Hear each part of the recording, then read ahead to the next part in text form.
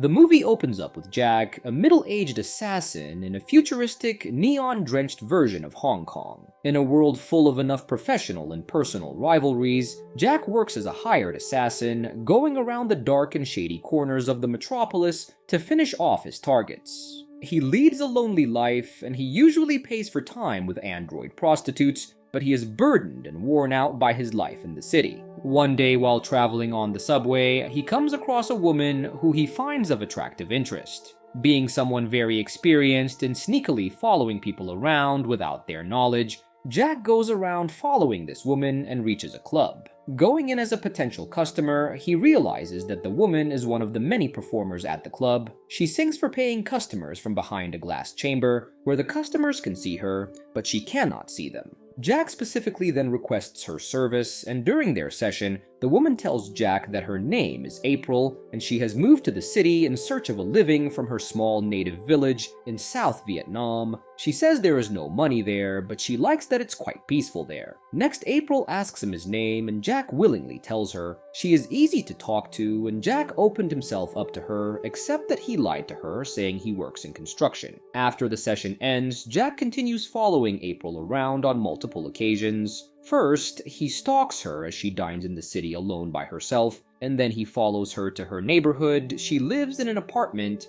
and Jack takes shelter in the building next to hers. Meanwhile, Jack seems to feel an intense attraction towards her, something that is very new to his experience. Along with that, he is also going through bouts of ill health, sometimes pain in his chest, and sometimes something else, for which he is seen taking medicines, but the reason for which is unknown. The next day, while following April, he goes into narrow and empty lanes and suddenly realizes that a dark-skinned man seems to be following him throughout all the turns he has taken. This face is known to him, as the man was also present in a restaurant on the first night when Jack was on a mission to kill his target.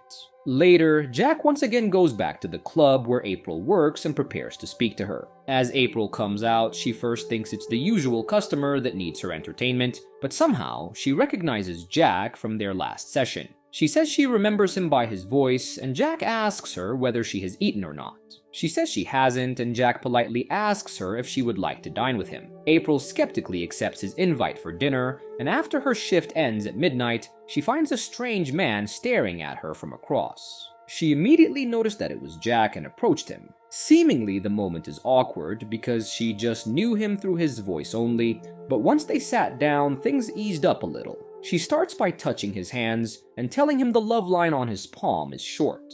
Jack told her he so far hasn't had the best experience regarding love, because all he knows about it is sadness and despair. He told her his backstory, which lacks a perfect family essence and togetherness. They share several stories of what they like and don't like, and soon, Jack finds himself immersed in this woman. Finally, Jack hands her some money to help her out, but it's clear April wasn't proud to take it. That very night, after their date is over, while walking on the streets alone, Jack once again sees his stalker and tries to approach him, but the man carelessly walks onto the main road and is violently hit by a speeding bus. As Jack goes to check on him, he sees that the man is not a human, but a humanoid robot that has been destroyed by the accident. He picks up a memory chip from the scene of the accident and tracks it down to Masuka Corporation, a biotech company headed by scientist Dr. Bergman, who has been missing for almost a year. The next day, Jack tries to track down this scientist, while his health grows worse, and he has to consult a doctor about it. The doctor, too, is confused by his ill health despite having clean DNA. He tells him his DNA shows no signs of decay, thus he can't be helped by the doctor or with any other hospital. Shortly after coming out of the doctor's office, Jack tries to find and ask Dr. Bergman for help, but he refuses to trust him, can't help him if he can't trust him,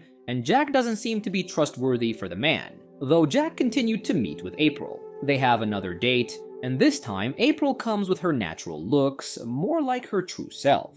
This time she tells him after the first session they had in the club, she dreamed of him the same night, and when in the morning she surprisingly felt like she missed his voice, and to be honest, she never misses anyone for a long time. After this date with April, Jack confronts another man who seems to have been following him, and the stalker explains that Jack had killed his brother. He was an assassin, and the man's brother was one of his victims. He wanted to get some sort of revenge. Jack, now taking complete control of the situation, is about to shoot the man dead, and we see him pulling his gun out on him. However, before he can do so, he falters at the last minute and loses control over his own body, which eventually causes him to throw up and fall to the ground. Shortly, Jack is quickly helped back to his feet by Dr. Bergman, who had been tailing him the entire day. He takes the ailing assassin to his small apartment and checks on his vitals. Jack reveals that he has been feeling sick since around the same time that he met with April, and the scientists suggest that the two might be somehow linked. After he leaves, Dr. Bergman starts to look into this curious case, trying to read up on his old research documents on life extension, and also secretly visiting his old laboratory at Masuka. However, he also realizes that a stranger is also stalking him and trying to get into his well-guarded apartment, thus he takes out a gun and stands to protect himself by any means necessary. Meanwhile, Jack and April spend a lot of time with each other, growing closer and confiding secrets about their past. April reveals to Jack that she once had a daughter who she lost in the world, and that she regularly prays for her well-being and health wherever she goes. Jack, too, tells her about his phased past, about his mother who abandoned him at a young age, and his father with whom he does not keep in touch. Although April wants Jack to spend the night at her place, he insists on leaving, saying that it is not safe for her to be near him, but April tells him that she still views him like she did, and that she is not scared of him. Meanwhile, back at Dr. Bergman, he takes out a hidden file for a long time, and in it he discovers a sinister background to all the past experiments that have been done on people. The next day, Jack visits the last address of his father that he had and is informed that the old man had died a year ago. Jack, once completely unaffected by any of these emotions, till one point in his life, now almost breaks down after hearing of his father's demise. Dr. Bergman also visits April's club and tries to convince her to stay away from the hitman. She is confused at first, but shortly the doctor reveals to her he is talking about Jack. Then he meets with Jack at a diner and reveals that in his early childhood, the man was subject to an experimental program in which street children were taken to test trials to extend life.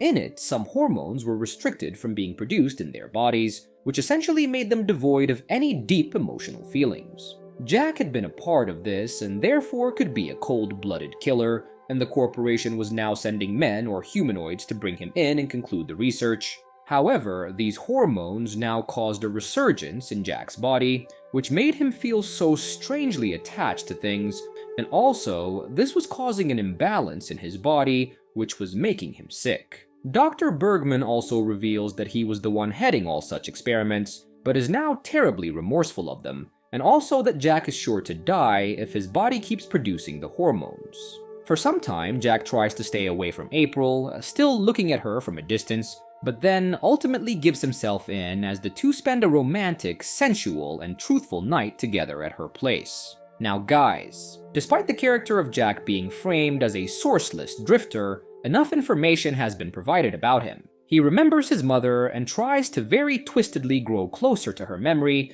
by paying for a night with an elderly sex bot, and then only sleeping with her hand over his head. He remembers his father and remembers not to meet him.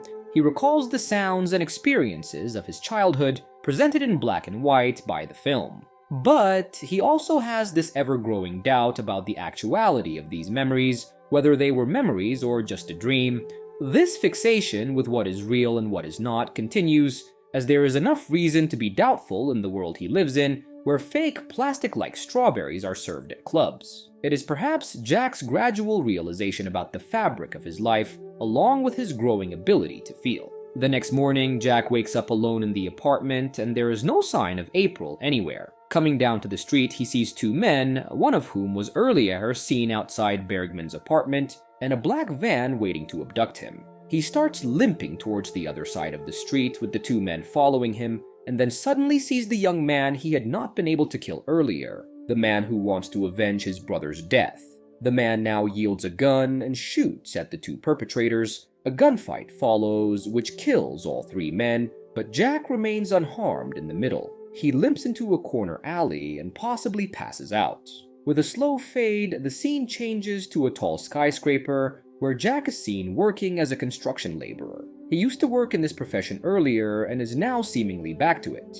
He goes back to the club and asks for April, but is told that she has returned to Vietnam. Looking at the plate of fake strawberries, he walks out of the club with a disheartened spirit and walks into the crowd. Jack does survive physically, but he is lost spiritually. His growing feelings were already making his life more difficult, and now, without even his beloved April, Jack's life is nothing but hollow. In a short sequence of fleeting scenes played in slow motion, April's perspective is shown as she walks away from the apartment the previous morning. She had removed Jack's gun and thrown it away, which had rendered him defenseless and could have led to his death. She is also seen meeting with her young daughter, but by now we do not know what is real and what is fake. By the end, viewers are left with more confusion, as Jack promises to keep waiting for April in his seemingly unending expanded life.